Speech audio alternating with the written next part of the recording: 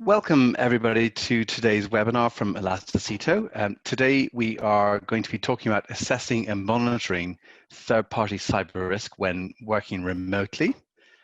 A little bit about ourselves. My name is Ronan Lavelle and I'm joined today by my colleague Andrew Brown. And we are the co-founders of a company called Elasticito. And we are an advisory and solution provider based in the UK, but we work globally, and we specialize in helping companies to identify and then manage cyber risks, particularly in the third-party area as well. So just to have a little bit of a recap as to what we're trying to do here, because the area of third-party risk management is quite broad, and we want to be very specific today that we're talking very much about cyber risks, and even more defined than that, we are specifically talking about third parties where your company or your organization shares data and confidential information with a third party, or you allow that third party to have access to your network. Obviously, there's a third criteria, which is becoming less important these days, but where you let third parties have access to your offices and premises and facilities. So we're primarily responsible or interested in data. And when we look at third parties, there's a tendency sometimes from an IT or a technology perspective to look at IT suppliers only. But we can see that, in fact, across the entire business ecosystem, there are many, many areas where third parties touch points with us with data. We share data and knowledge and information. And it's very important for us to remember this. We always love to give the example of HR platforms, for instance, where either new candidates or employee data is saved and processed by a third party.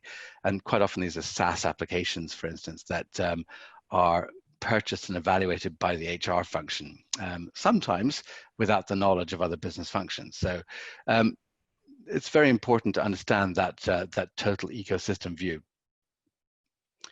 And also, the whole issue of third-party data breaches is not really going away. In fact, it's getting worse year on year.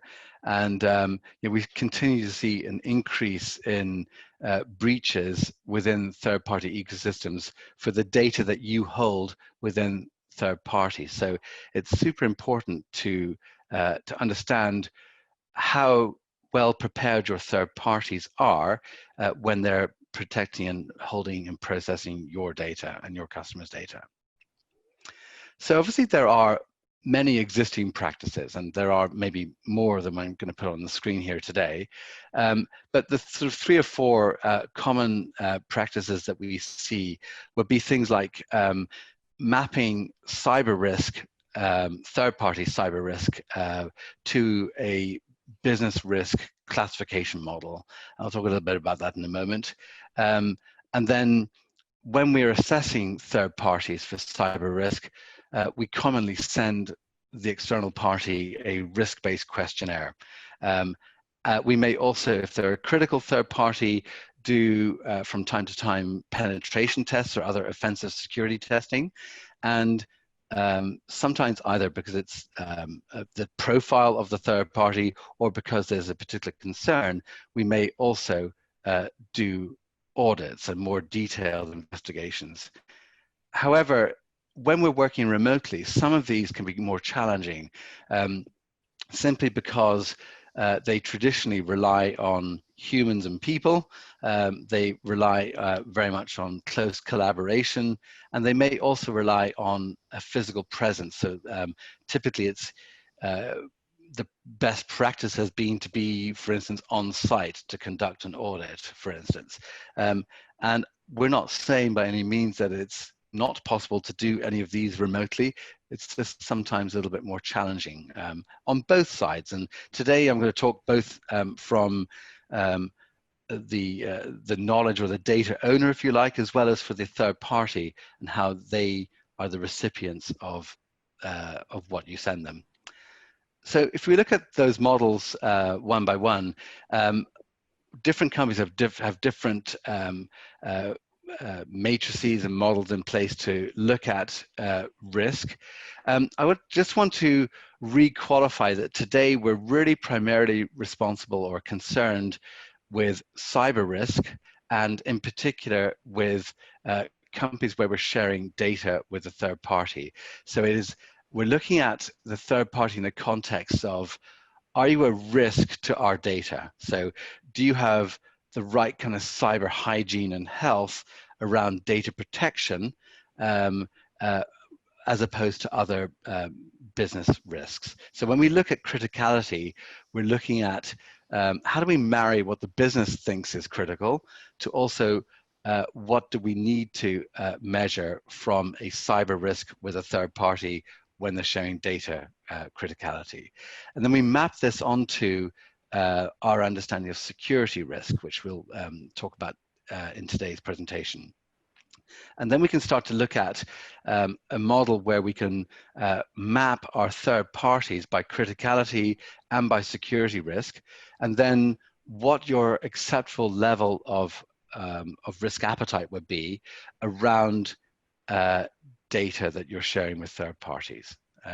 Okay, so there are many different risk appetite models. Again, we're specifically talking about data here. And then we can start to look at technologies that will help you to not just assess the risk, but then keep a constant eye on it and alert you and your third parties if and when they need to do things to fix or remediate issues in the environment, ultimately to protect your data that they are processing or holding. If we look at things like risk questionnaires, they are the bread and butter, if you like, of risk assessments for third-party risk. And I'm not by any means today going to be saying that you should not be doing risk questionnaires. It's just that the traditional way of doing these has been quite cumbersome. So there are a plethora of new platforms, actually some of them are not so new, but some automating platforms that make this process more efficient and more digestible, both for your perspective and your third party's perspective.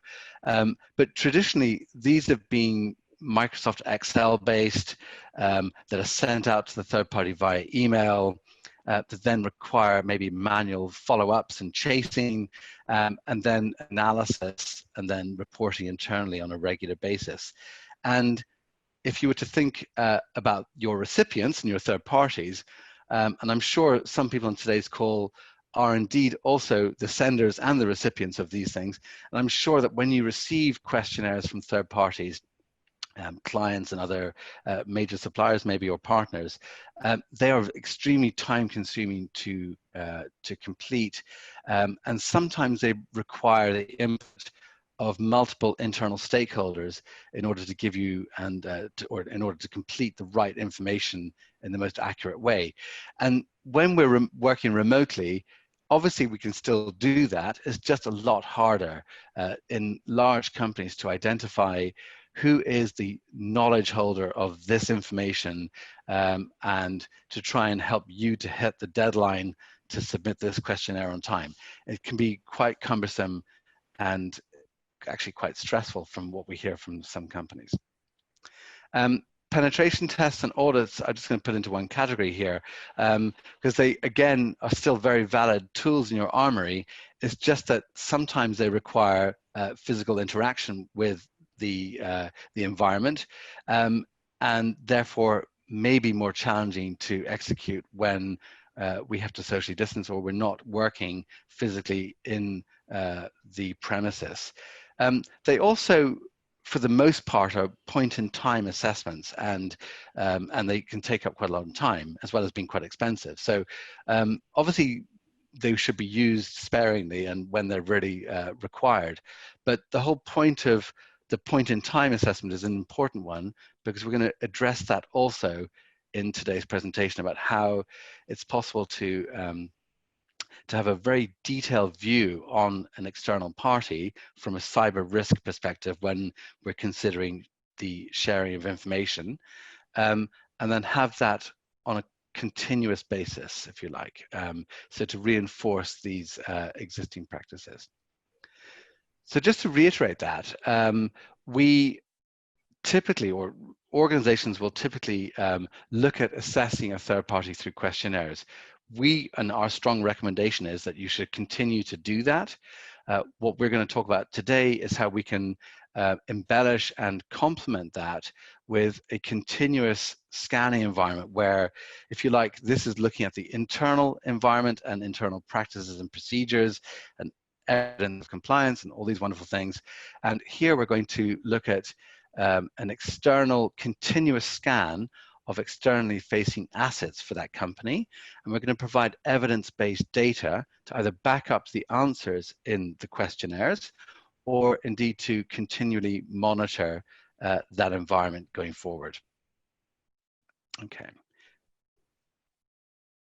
So what my colleague Andrew is going to talk about a little bit in about 2 minutes' time, in fact, is how we can start to look at things like the compliance, say, from a risk-based questionnaire perspective, and start to expand on that on a customer or a third party by third party basis.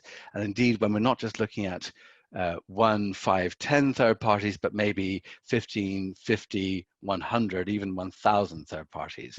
How do we do that at scale and efficiently? So we look at things like evidence-based data around their cyber hygiene, and we look at the probable financial impact of our data being compromised within the third party's environment. So what is the cost, the potential cost to us if our data was to be lost? Okay, and we'll expand on that further. So these are expanded upon in cyber risk assessment report that we will show you. And again, look at this from a very top level perspective that any business stakeholder and indeed your third parties can have access to. So whether it's your corporate risk professionals and your finance functions who are looking at the financial impacts of risks on the business profile, or indeed whether you have uncovered a potential issue and you want to delve down into the technical details of the root cause, why it's an issue, what needs to be done to fix it. And my colleague Andrew will talk a little bit about that also. So we're going to show you a little live walkthrough of some automation technologies that can help you to assess and monitor third-party risks, cyber risks a bit more efficiently. But we're going to help you by looking at 2 different scenarios. So one, a very common scenario where, say, a risk function or an information security department works with other internal stakeholders like, say, procurement to provide advice on inbound shortlisted potential new vendors. And then also when we've selected a third party vendor or partner, how we continuously monitor them in some depth and merge that in between cyber risk and third party risk management or vendor risk management as well. So if it's okay, I'm going to stop sharing my screen and I will pass the screen over to my colleague Andrew. Andrew. Ronan, thank you.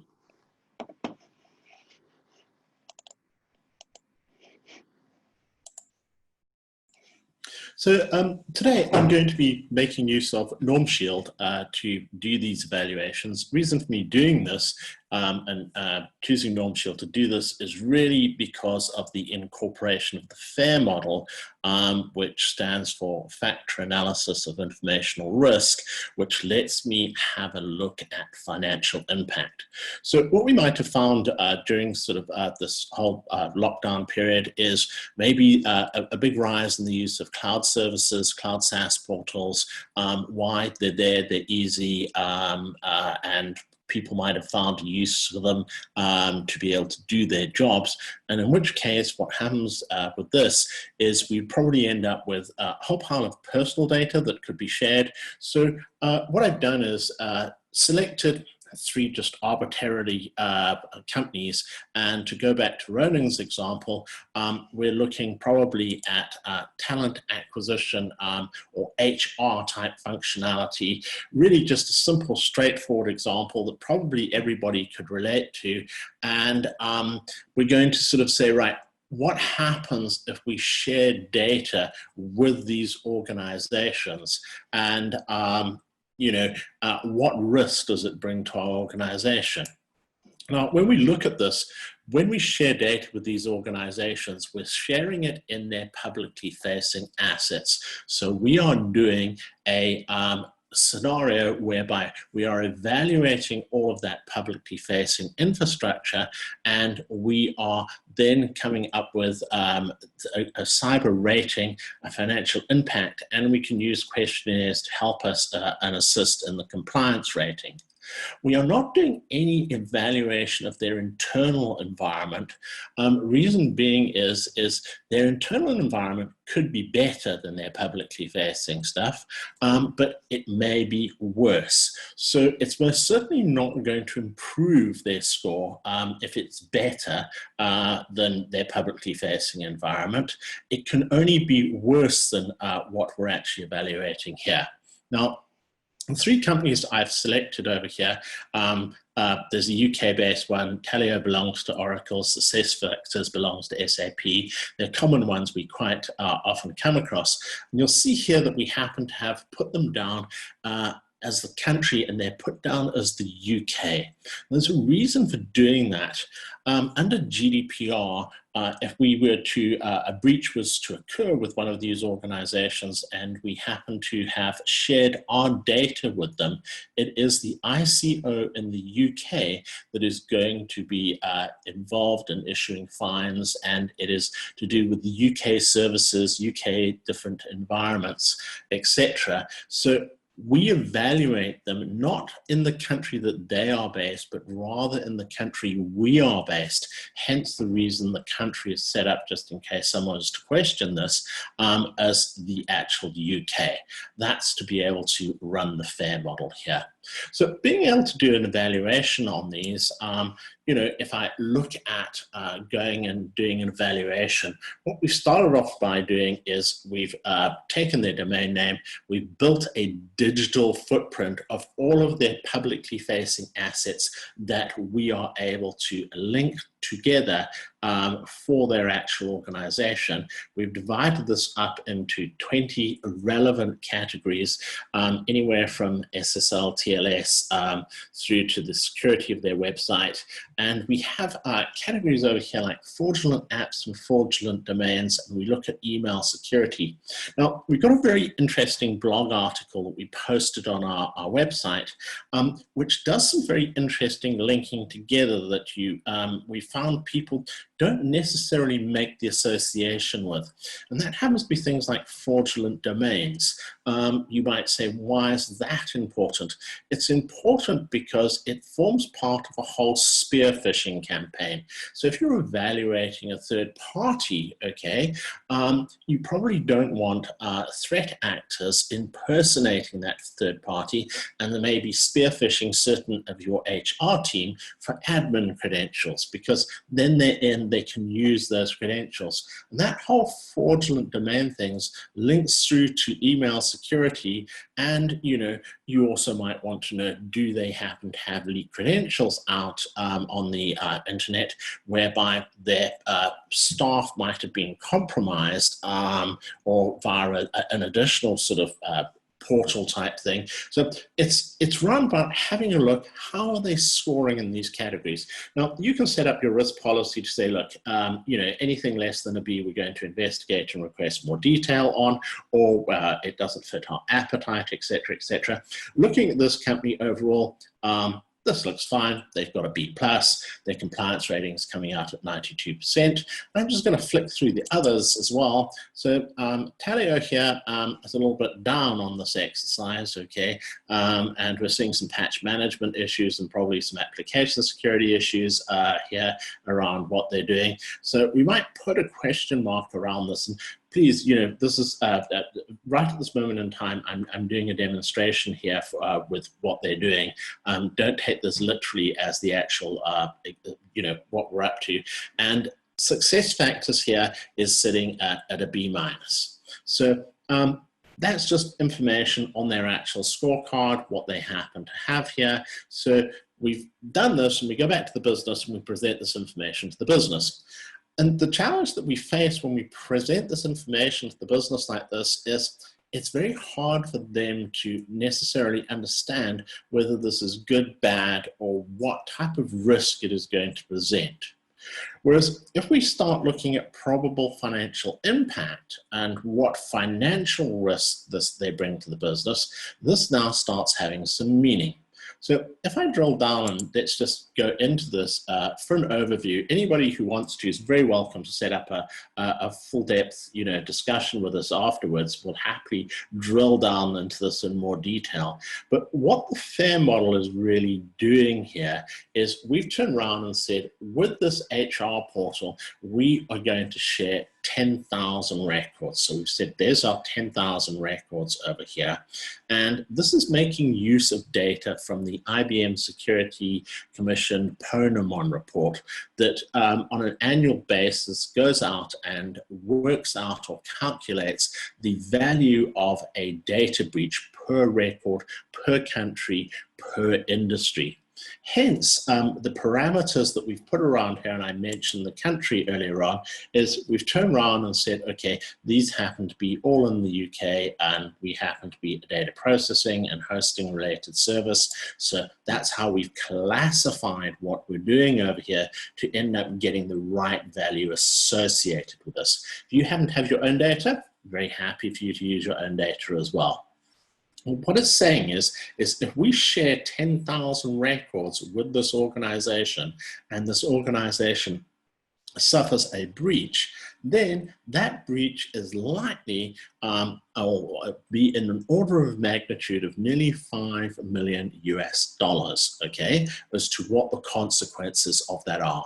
And when we talk about primary and secondary loss, they are split into different areas, like forensic experts, hiring a law firm, offering victims identity protection services, whereas our secondary loss over here is more around indirect allocation of costs such as employees' time and effort to notify victims and investigate the actual breach. But we'll also include our goodwill, customer churn, and reputational damage.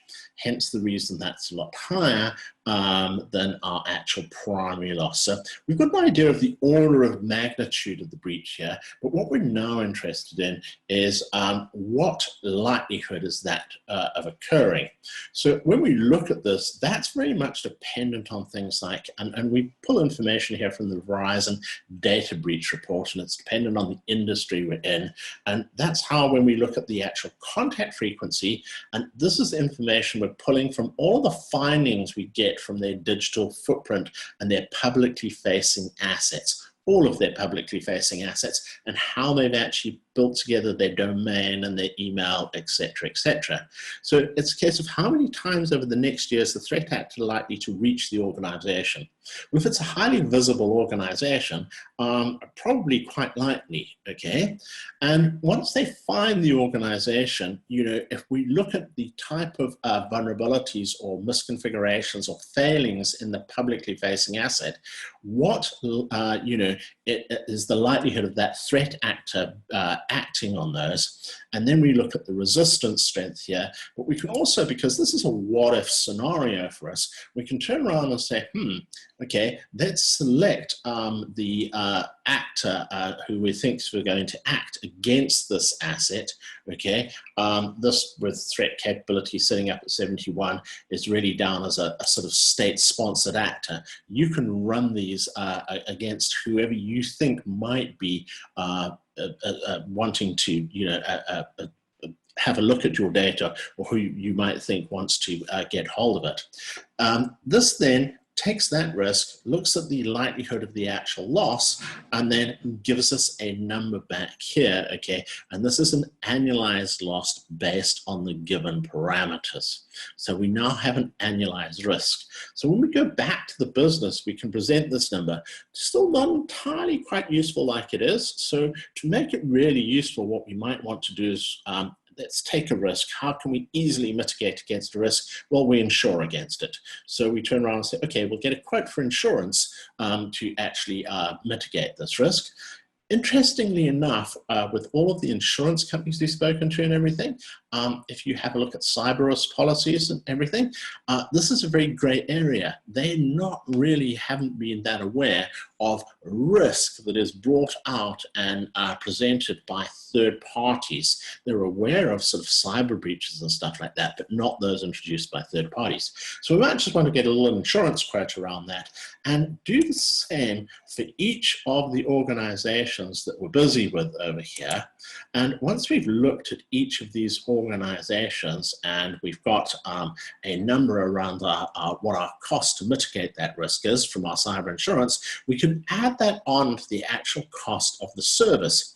Now when we go back to the business and we look at a summary over here, we can see which each of those risks, what risks they're going to bring to the business and how much it's going to cost the business to mitigate against that risk. That's now very easy to explain to the business, guys, this is how we did it. Interestingly enough to note here, let's look at the grades as what we go here.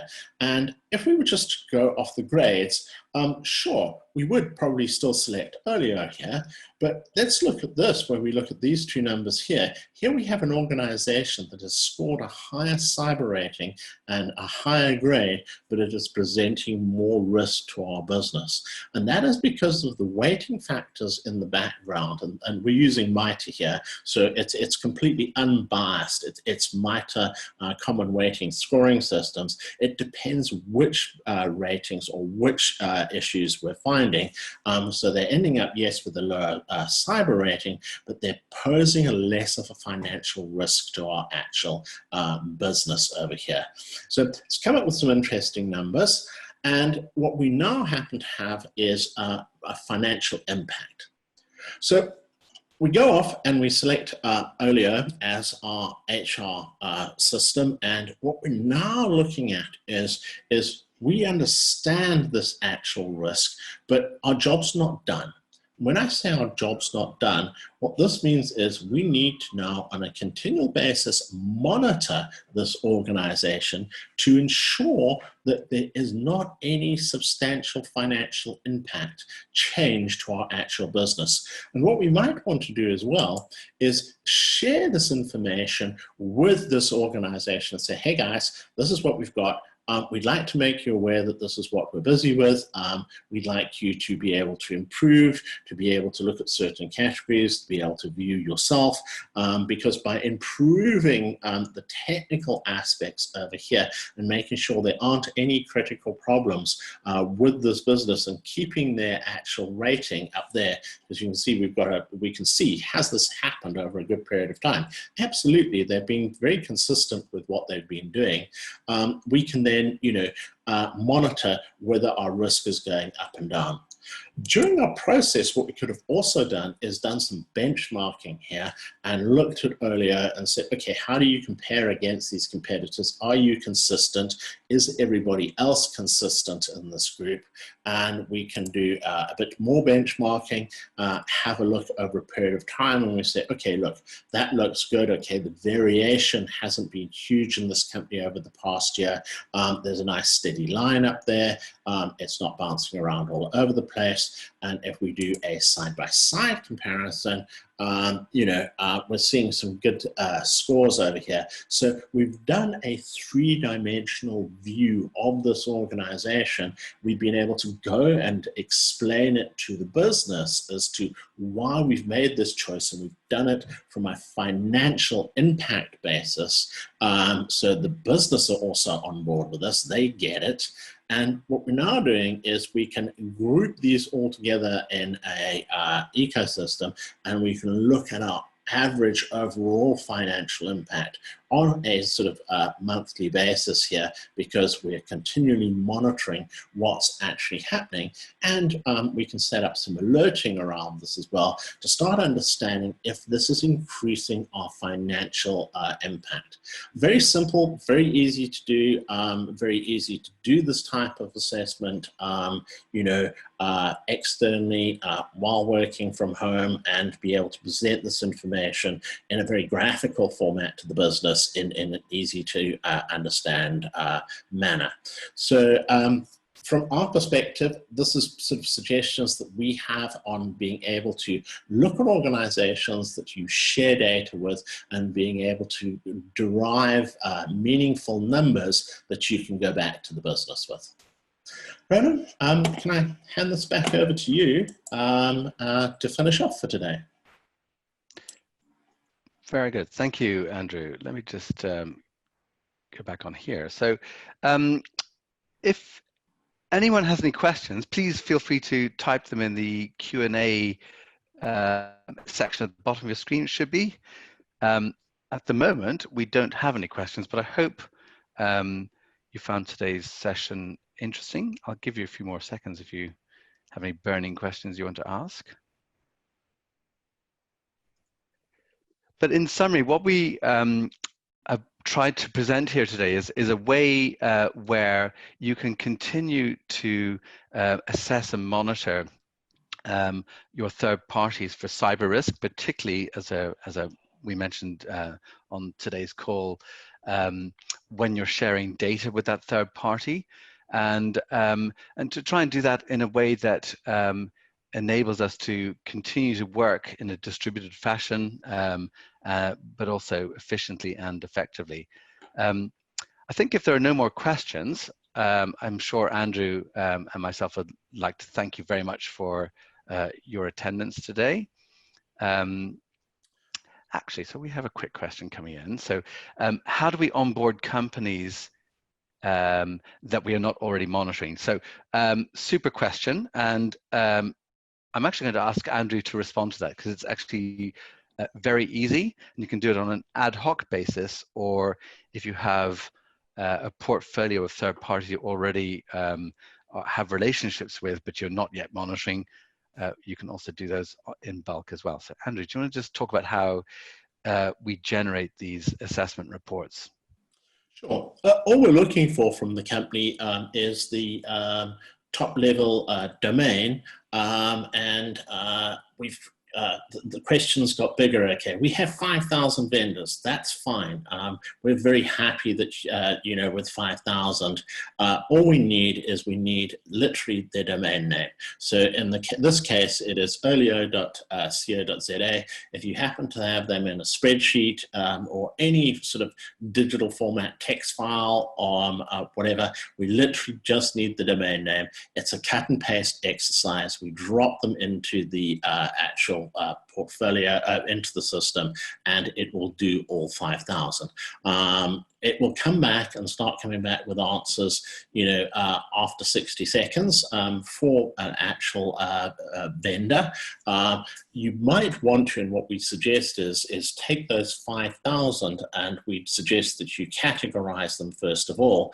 And our way of what we suggest on categorizing is not necessarily go down the straight critical, high, and low level, but to turn around and give them sort of more meaningful categories, like these ones I share data with. These ones have access to my actual network.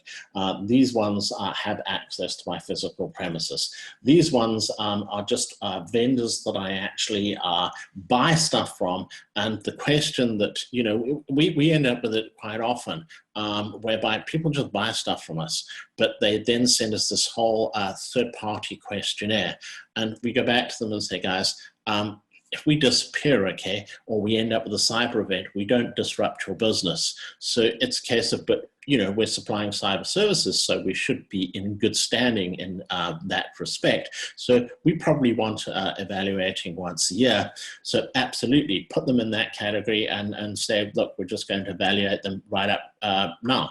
It's a cut and paste exercise. It shouldn't take us long, no more than sort of like, you know, 30 minutes to put them in the system, and you're going to have answers sort of 24 hours later for all 5,000 vendors. Thank you, Andrew. If anyone on today's call would like to understand how what Andrew just said works, I'm sure we can have arrange a one-on-one and show you this in much more detail.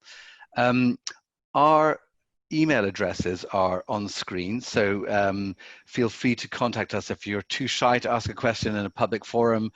Very happy to answer them privately. We'll also share this presentation and the recording with you within the next 24 hours. So thank you very much for your time today, and I hope you found it a useful and a valuable use of your time. Thank you, and goodbye. Thanks very much. Bye.